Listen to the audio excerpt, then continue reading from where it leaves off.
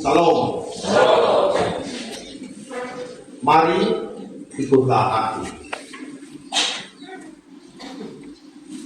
Orang saya ini, kalau ditanya dari zaman TK sampai hari ini, mau jadi apa begitu? Jawabannya masih sama dari TK sampai kelas 3 SD. Sekarang kelas 4 sudah menjadi pendeta. Kenapa? Dia tahu pakai suka jalan-jalan. Saya bilang gini, kau belum tahu itu parah. Saya bilang, kau belum tahu kita unduh mereka nabu yang mengiring kita dibeli. Anak-anak punya bayangan. Kalau orang bilang sekarang POV, sudut pandang, imitasi, mengikuti, rasanya seperti itu. Pertanyaannya adalah apakah memang begitu? Kalau dari pendeta rasanya enak-enak saja. Jadi pas menumpang, gitu ya. Pas menumpang atau kata lain ya. Kalau menumpang kan manis-manis semua, gitu ya. Jadi damai sejahtera, badan sama naik tiap hari, gitu ya. Tapi apakah kalau kenyataannya mungkin berbeda? Apakah saya tahu teman saya itu tetap mau jadi pendeta atau tidak? Bapak Ibu, kakak pengikut mengandalkan adanya satu figur atau satu pola untuk diikuti. Biasanya pengikut bertindak sesuai dengan arahan pemimpin. Pengikut adalah orang yang dipengaruhi atau berada dalam pengaruh seseorang atau pola tertentu. Kita menyebutnya sebagai pengikut Kristus, artinya menempatkan diri seperti Kristus, di bawah kepemimpinan Kristus, di bawah karakter Kristus, dan seluruh perjuangan-perjuangan kebebasan yang dilakukan oleh Kristus. Artinya kita mengikuti apa yang dilakukan oleh pemimpin kita. Bapak Ibu dan saudara-saudara yang terkasih dalam Kristus, Yesus dalam seluruh pelayanannya tetap memilih apa yang dia lakukan dalam pemuridan. Waktunya tidak lama, 3 tahun dalam rencana Allah yang meninggalkan dunia ini. Tetapi dalam 3 tahun itu bagaimana dia harus mentransfer pengetahuan, mentransfer semua kondisi-kondisi, kemungkinan-kemungkinan, resiko-resiko yang akan dihadapi oleh para murid dalam seluruh tugas pemuridan. Oleh karena itu, dia memilih Danau Galilea. Jelas sekali di situ tanah Zebulon dan tanah Naftali, jalan ke laut daerah seberang Sungai Yordan, Galilea, wilayah bangsa-bangsa lain. Ya, jelas dia menyusuri dan dia memilih seluruh para muridnya dari seluruh realita yang ada. Jadi para murid ini bukanlah orang-orang yang turun dari surga sana kemudian langsung mengikuti apa yang dialami oleh Tuhan Yesus, tetapi mereka juga hidup dengan seluruh latar belakang yang mereka miliki. Penempatan tempat ini bukan tanpa maksud oleh Matius. Jelas, para murid mempunyai latar belakang wilayah tertentu. Para murid memiliki latar belakang pekerjaan tertentu. Jadi kita bayangkan bahwa para murid ini benar-benar berangkat dari realita hidup yang sedang mereka alami. Mereka bukanlah para pengangguran yang sedang berada dalam keadaan mereka, tetapi mereka adalah benar-benar orang-orang yang sedang sibuk dengan kehidupan yang sedang mereka jalani. Ini ada konsekuensinya juga dalam seluruh keberadaan kita sebagai orang-orang yang percaya. Dan di Galilea itu ia bertemu dengan Simon yang disebut Petrus, Andreas saudaranya, adik kakak dipanggil semua. Kemudian Yakobus anak Zebedeus dan Yohanes saudaranya bersama ayah mereka. Ada semua di situ. Jadi narasi kita hari ini menyebutkan bahwa selain mereka punya wilayah, mereka juga punya pekerjaan dan mereka juga punya keluarga. Dan pada akhirnya apa yang mereka lakukan? Meninggalkan perahu serta ayahnya lalu mengikut dia. Oleh karena itu, apa yang disampaikan oleh firman Tuhan kepada kita hari ini, yang pertama,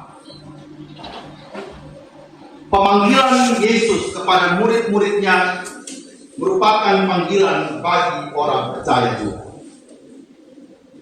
Jadi apa yang berlaku dari para murid juga berlaku untuk kita semua hari ini. Jadi pemanggilan Yesus kepada para murid merupakan panggilan juga kepada orang-orang yang percaya. Sehingga Bapak Ibu, kalau hari ini Tuhan Yesus memanggil saya dan Papa Mama untuk melayani di tengah-tengah keluarga, untuk melayani di tengah-tengah gereja kita, sebagai pengurus, sebagai aktivis gerejawi, sebagai majelis jemaat, sebagai perangkat, sebagai panitia, atau sebagai apapun kita sebagai warga jemaat, kita semua itu punya panggilan masing-masing. Sehingga kalau dalam kenyataan sehari-hari, kalau kita dipanggil untuk melayani, apa kita alasan Bapak? Yang pertama sudah, saya sibuk. Para murid, Bapak Mama sama dulu yang joget. Kalau joget saya dengan paut, orang yang tidak Bapak. Orang bukanlah sedang orang kaya raya yang tunggu itu uang di langit. Orang sedang bertaruh dengan nafkah mereka. Mereka punya perahu Bapak, ya, bukan jalan, apalagi pancing yang kita punya, ya, punya perahu. Galilea para murid itu bukan yang abal-abal yang pergi pancing dan begitu saja. Nelayan itu adalah profesi mereka dan itulah yang menggerakkan seluruh danau Galilea itu. Ekonomi berjalan di sana. Tetapi Tuhan bilang ikutlah. Jadi kalau kita masih mengatakan hari ini saya sibuk, saya tidak ada waktu, mari melalui pembacaan hari ini kita mengoreksi diri kita masing-masing. Kenapa Bunda PA? Saya belum ada waktu Pak Pendeta.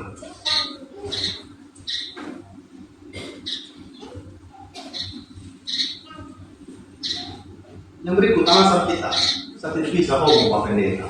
Para murid bukan tidak bisa ngomong. Coba kita baca ayat yang ke-16. Bangsa yang diam dalam apa? Gelap. Bukan hanya tidak bisa ngomong. Bukan hanya tidak bisa memimpin.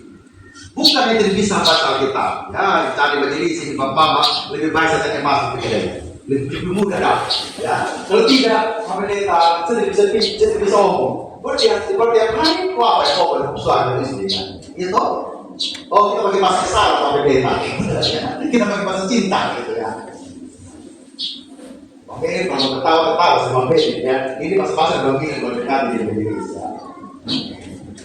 Kalau buat pantun bisa, kalau buat singkatan bisa, tapi ngomong firman tidak. Para murid ini dipanggil dari kegelapan, menuju kepada terang. Tidak ada nabi yang dipanggil dalam keadaan yang negerinya sedang baik-baik saja. Musa dipanggil, Firaun itu sedang memborong semua terang di bawah 2 tahun. Betul Bapak ya. Nehemia dipanggil ketika bangsa Israel bukan sedang berjaya sebagai sebuah kerajaan. Justru negeri itu sedang runtuh-runtuhnya. Nehemia, Ezra dipanggil itu ketika bangsa Israel sedang dalam keruntuhan. Samuel dipanggil itu untuk teguhkan para raja ketika Saul itu ngotot menjadi raja. Harus hadir di sana dalam ambisi manusia. Tetapi itu harus hadir di sana. Bapak Ibu, saya dan Bapak Mama semua dipanggil ketika memang utara ini sedang tidak baik-baik saja. Bukan utara ini sedang stabil. Kita sedang berjuang dengan luka-luka dalam rumah tangga kita. Kita sedang berjuang dengan nafkah ekonomi kita yang selalu merasa kekurangan.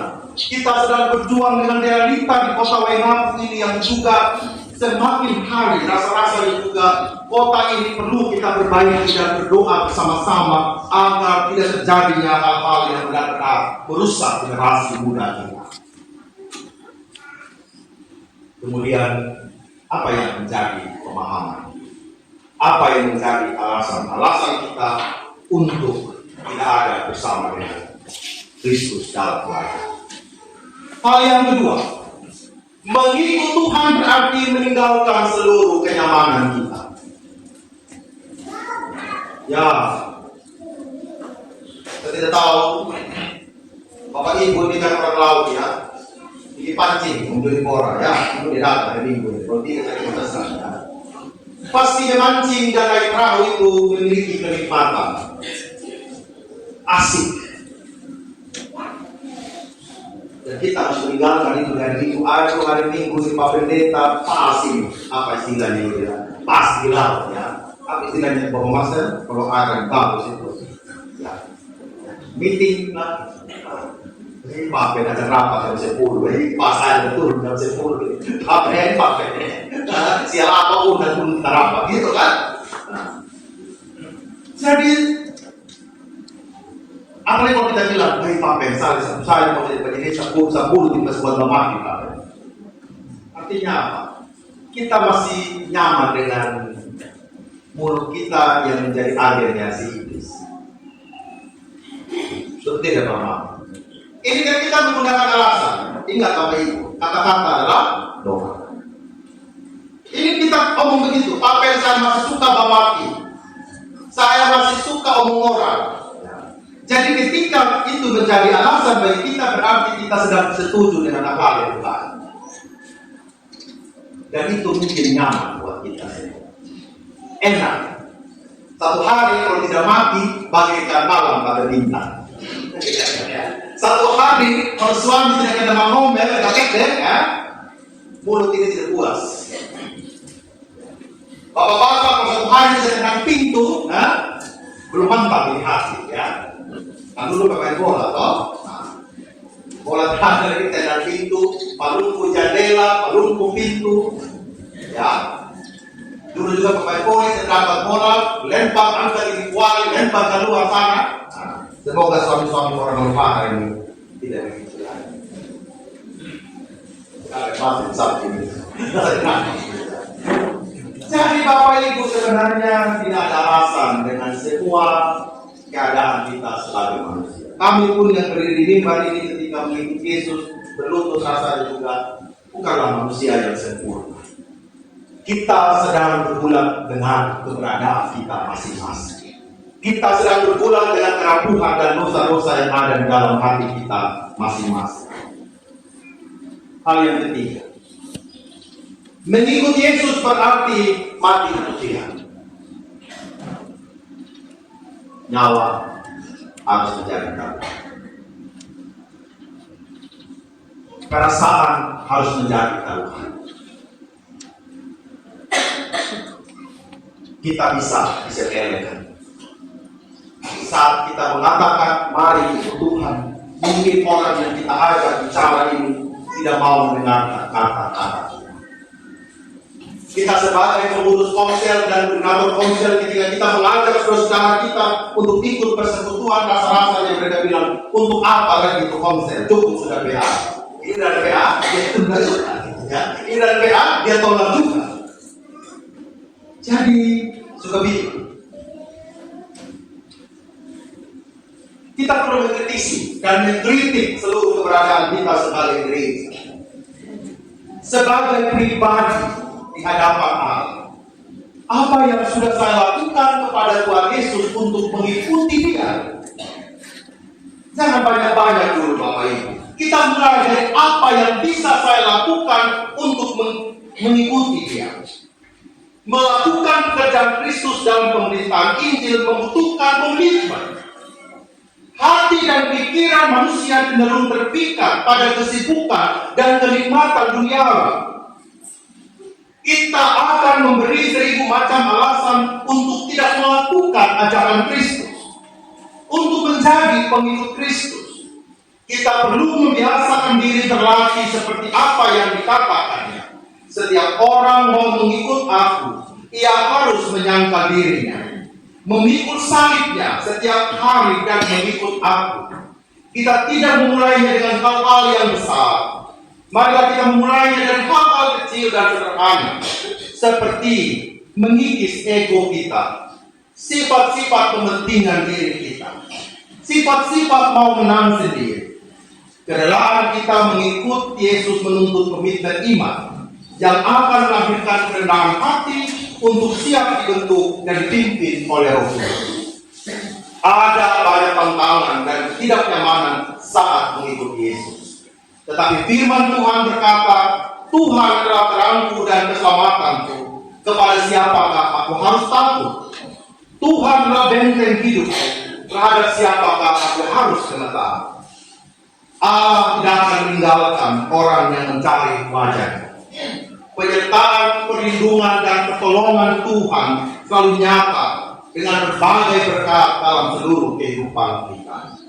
Allah menjanjikan keselamatan kepada orang yang percaya dan bersandar padanya. Nah, petunjuk hidup baru, siapa yang kehilangan nyawanya, ia akan memperolehnya. Orang yang Tuhan akan diberi kelegaan. Orang yang mengikut Tuhan akan tetap teguh dalam hidupnya. Hidup setiap hari dengan tulus hati, sukarela, mau menyerahkan diri, dan hidup untuk mengikut Yesus. Tidak akan pernah sia-sia. Jika hari ini saya dan Bapak Ibu semua sedang bergumul untuk ini, marilah kita membuka hati kita. Jemaat Manupara ini perlu kita bangun secara baik. Jemaat Manupara ini perlu kita bangun secara sistematis dan teratur. Seluruh pelayanan-pelayanan kita di tahun ke tahun, khususnya memasuki tahun yang ke-10 saat ini, mari setiap rumah tangga, setiap keluarga, apa yang dia mau lakukan untuk membangun seluruh kehidupan imannya dan spiritualitasnya. Hari ini kami akan menyampaikan seluruh pekerjaan kita selama 1 tahun, baik BPNJ, PPJ, dan PPBC. Dan jikalau Pak Mama berkenan, undangan sudah kita berikan. Setelah ibadah ini kita kumpul bersama, mungkin ada hal yang diusulkan, yang ingin disampaikan kepada kami untuk kami tidak lanjuti dalam pelayanan 2026. Minggu depan kita ada dalam perjamuan kudus triwulan yang pertama. Marilah kita menyiapkan hati kita untuk menerima roti dan anggur, menghayati seluruh perjalanan bahwa ketika kita mengikut Tuhan, betapapun beratnya perjalanan ini, Tuhan selalu hadir dan menyapa kita dengan roti dan anggur sebagai spirit baru keselamatan yang Allah berikan kepada kita. Kiranya Tuhan yang menguatkan dan meneguhkan kita sekalian. Dan pada minggu depan juga dalam perjamuan kudus triwulan yang pertama, kita akan merayakan HUT Gereja Kristen Sumbar ke-79 tahun 2026. Kiranya Tuhan menolong dan menguatkan kita semua. Amin untuk firman Tuhan.